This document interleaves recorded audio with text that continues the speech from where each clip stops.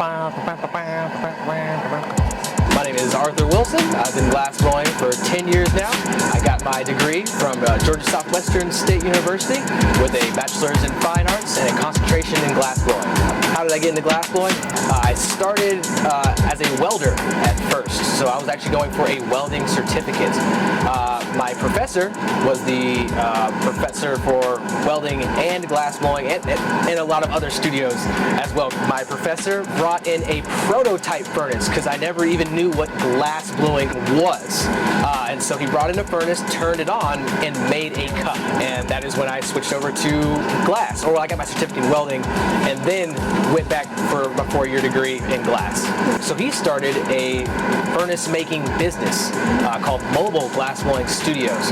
So these furnaces that you all see here I built, but he started a kind of backyard studio setup, and I was an intern there welding the frames. I get to make art like almost every day. I get to wake up and do a whole bunch of different projects.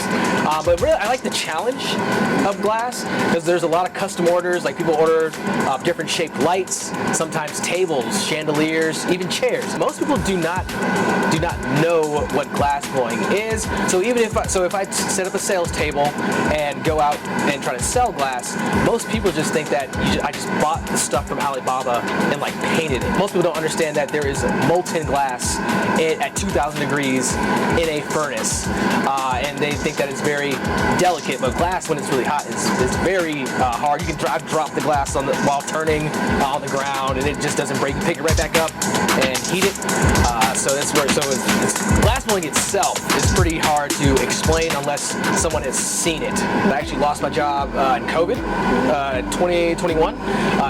But we did. I had already had the furnace and that actual oil barrel there was my first annealer, and so we actually posted these classes on Groupon, just trying to get by, and then we had about 800 classes scheduled, and so that's when we were like, okay, we need to kind of get a booking to start kind of moving these classes through. I know it became very popular. The challenge of glass is sticking with glass because there's a huge learning curve. The first year I definitely wanted to quit. Year 2, I did try to go up against Chinese glass marketing, where I did take on a 2,000 or 3,000 bottle order at like 3 or 4 cents a bottle because I thought, oh, that's just a huge volume. But no, it was a big mistake because a bag of glass that we have is like $90 for a 55-pound bag. The color, when you're talking about like blues and greens, like $22 a kilo. Reds and purples, because they also wanted purple bottles, are $75 a kilo.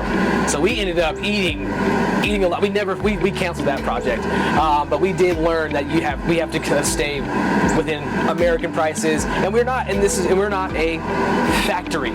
Like we rather just make a 50-piece chandelier, a really big, nice 50-piece chandelier that can cover our cost than trying to be like a bottle factory. The 3rd year, because then you have to deal with losing a lot of glass while also trying to be in business. And so you're destroying your profit margins trying to make a lot of pieces. Now when someone says, we have an online store, siliconburns.com, where they do put in an order for a pumpkin, and we usually can make a pumpkin in one go.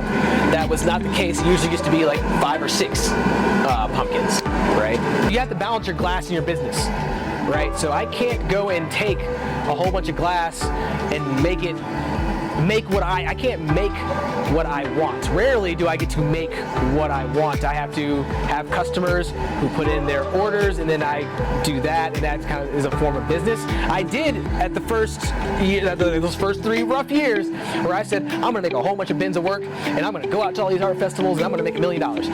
Didn't happen, and it took me like 5 years to actually get all that work sold. So it was a learning process. Because I used half a pallet of glass, turned it into a whole bunch of stuff, and then I didn't have any storage to even to hold most of this glass. So a lot of it broke. Some of it just didn't really make it. Some of it was Now I look at it and it was second quality, but when I was, brand new, starry-eyed, I thought it was first quality, and I thought it was like $100,000.